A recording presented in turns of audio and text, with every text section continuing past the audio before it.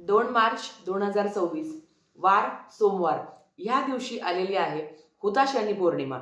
अतिशय महत्त्वाचा दिवस, कारण ह्याच दिवशी आपण होळी साजरी करत असतो. आता पौर्णिमा कधी सुरू होते तर 2 तारखेला संध्याकाळी 5:56 आपली पौर्णिमा सुरू होते. त्याच्यानंतर 3 तारखेला संध्याकाळी 5 वाजेच्या दरम्यान पौर्णिमा संपते. आता होळी कधी साजरी करायची तर उदयतिथीनुसार जरी 3 तारखेला पौर्णिमा असली तरी सुद्धा 3 तारखेला चंद्रग्रहण आहे. मग धर्मसिंधू या ग्रंथाच्या नियमानुसार आपल्याला हुताशनी पौर्णिमा ही 2 तारखेलाच साजरी करायची आहे. आता पौर्णिमा म्हटलं तर वाईटावर चांगलाचा विजय. आपल्या आयुष्यातील ज्या काही कटकटी आहे, जी काही नकारात्मकता आहे, जी काही बाधा आहे, जी काही संकट आहे, जे काही दुःख आहे, त्याचा नाश करण्याचा हा दिवस असतो आणि आपलं आयुष्य सुखकर करण्याचा हा दिवस असतो. आता होळी म्हटलं तर खूप चांगले प्रकारचे उपाय आपण करत असतो, तेवढीच सेवा करत असतो. पण जेवढं चांगलं असतं तेवढं वाईटही या जगात आहे. म्हणजेच काय, होळीच्या दिवशी काही तांत्रिक उपाय सुद्धा केले जातात. बरेच लोक हे काही तांत्रिक उपाय करतात. आता तांत्रिक उपाय करणं म्हणजे काय? ज्यांना कोणाला अडचणी आहे, थोडासा बाहेरचा त्रास आहे. बघा, एखाद्याला जेव्हा खूप अडचणी असतात किंवा कुठलेतरी काम होत नाही आहे, आयुष्यात सगळं सक्सेस आहे, पण एखादी छोटीशी गोष्ट त्याला मिळत नाही. तर कुठेतरी ह्या अडचणी असतात किंवा त्याला बाहेरची बाधा म्हणा किंवा कुठल्या तरी संकटात तो अडकलेला आहे. तेव्हा त्याला 36 नवनाथ पारायण करायला लावतात. आणि आपल्याला माहिती आहे की मी स्वतः बघितलं आहे, जेव्हा 36 नवनाथ पारायण करायला लावताना तेव्हा ती वाईट शक्ती, ती वाईट बाधा ती पारायण करू देत नाही. थोडंसं विषयांतर होईल पण सांगावंसं वाटतं. म्हणजे असं पण बघितलं आहे अगदी, की बुवा 36 नवनाथ पारायण करायला लावले. सगळं चांगलं होतं. बी-आय-टी मुलगी होती. चांगल्या टॉपमोस्ट कंपनीत कामाला होती. लग्न जमवायला अडचणी होत्या. 36 नवनाथ पारायण करायला लावले. 10-12 पारायण व्यवस्थित झाले. नंतरचं पारायण होत नव्हतं. बसलं की त्रास व्हायचा. सगळ्या शक्ती बाहेर येत होत्या. तर मग हे का होतं? तर कुठेतरी होळीच्या दिवशी आपले जेवढे चांगले आहे तेवढे वाईट सुद्धा आहे. जगात जेवढं चांगुलपणा आहे तेवढा वाईटपणा पण आहे. आपल्याला सगळ्यांनाच आपलं चांगलं देखवल असं नाही. लोकांना आपलं घर, गाड्या, पैसा वगैरे दिसतो, पण त्यामागचं कष्ट दिसत नाही. त्यामागचं कर्ज दिसत नाही. त्यामागचा संघर्ष दिसत नाही. लोकांना फक्त वरवरचं दिसतं आणि त्याच वरवरच्यामुळे कुठेतरी जळावूवृत्ती असते, कुठेतरी कमीपणा असतो, की याचं इतकं चांगलं का? हिचं इतकं चांगलं का? तर त्याच्याचमुळे एक एक ईर्ष्या निर्माण होते आणि कुठेतरी मग त्याचं रूपांतर त्या समोरच्या व्यक्तीचं वाईट कसं होईल याच्यात होतं. मग या होळीच्या दिवशी काही गोष्टी आहेत ज्या तुम्हाला टाळायच्या आहेत. सगळ्यात आधी आपल्याला माहिती असतं की काही लोक आयुष्यात असे आहेत ज्यांच्याशी नातं पण आपण तोडू शकत नाही, कारण ते नातं रक्ताचं असतं की आपण ते तोडू शकत नाही. पण त्यांच्यापासून लांब राहण्याचा नक्की प्रयत्न करा होळीच्या दिवशी.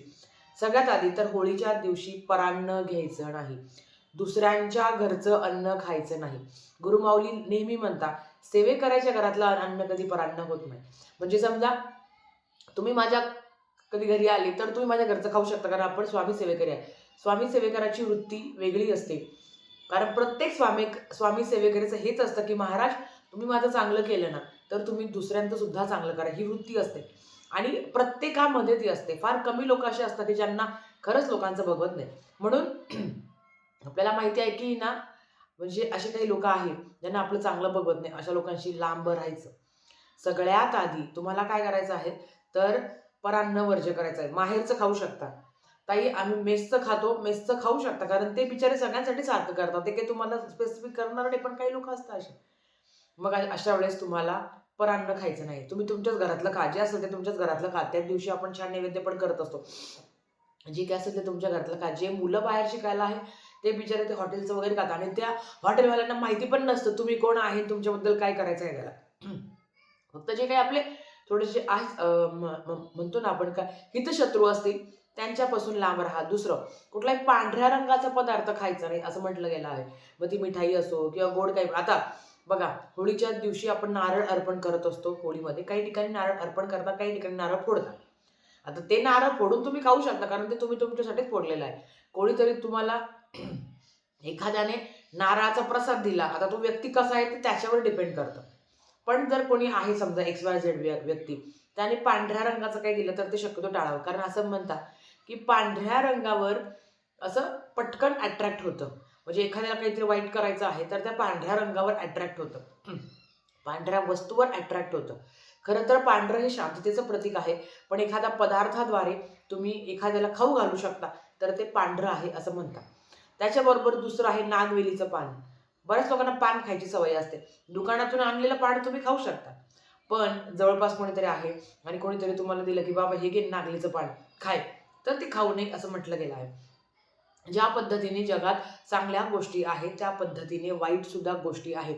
आणि खरंच त्या वाईट गोष्टी असतातच आणि त्या सांभाळून, त्यांना धरून, त्यांना सोडून आपलं आयुष्य जगायचं असतं. आता हे 2 पदार्थ आहेत, जे तुम्हाला खायचे नाही आहेत. बऱ्याच वेळा आपलं जेव्हा आता तुम्हाला मी तो व्हिडिओ टाकेलच, की आपलं जेव्हा आजारपण असतं त्याच्यामध्ये किंवा लक्ष्मी प्राप्तीसाठी आपल्याला जे काही नागवेलीचं पान आहे, ते दहन वगैरे करायचं असतं. तो एक उपाय आहे, मी नक्की सांगेल तुम्हाला.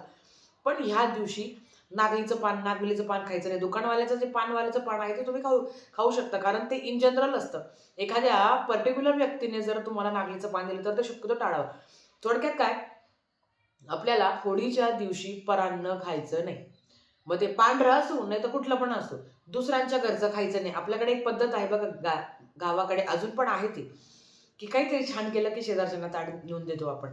आणि अर्थात शेजारचे चांगले असतात. आपल्याला कळतं की कोण आपल्याबद्दल चांगलं आहे.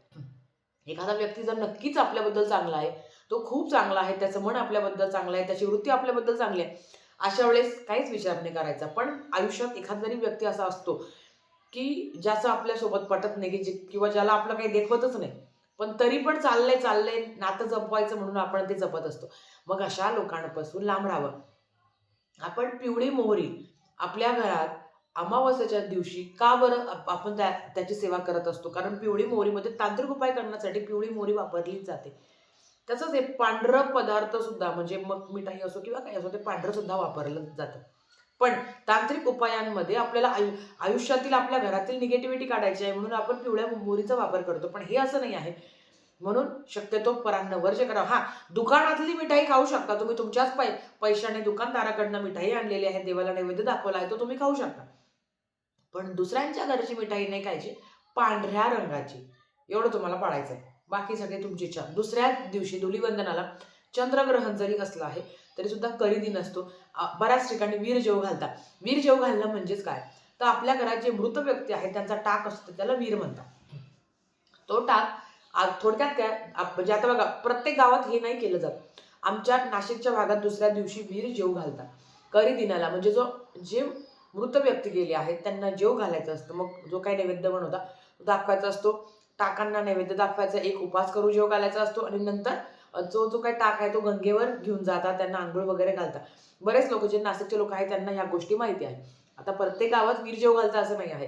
म्हणून सांगते, प्रत्येक गावामध्ये, प्रत्येक चालीरीती समाजामध्ये आपापली वेगवेगळी पद्धत असते आणि आपण ती फॉलो करावी. तर आजच्यासाठी फक्त इतकंच. झालेली सेवा स्वामींच्या चरणी मी रुजू करते आणि आजचा व्हिडिओ इथेच थांबवते. आवडला असेल तर लाईक, शेअर, सबस्क्राईब करा. भेटूया परत अशाच एका नवीन व्हिडिओसोबत. तोपर्यंत श्री स्वामी समर्थ.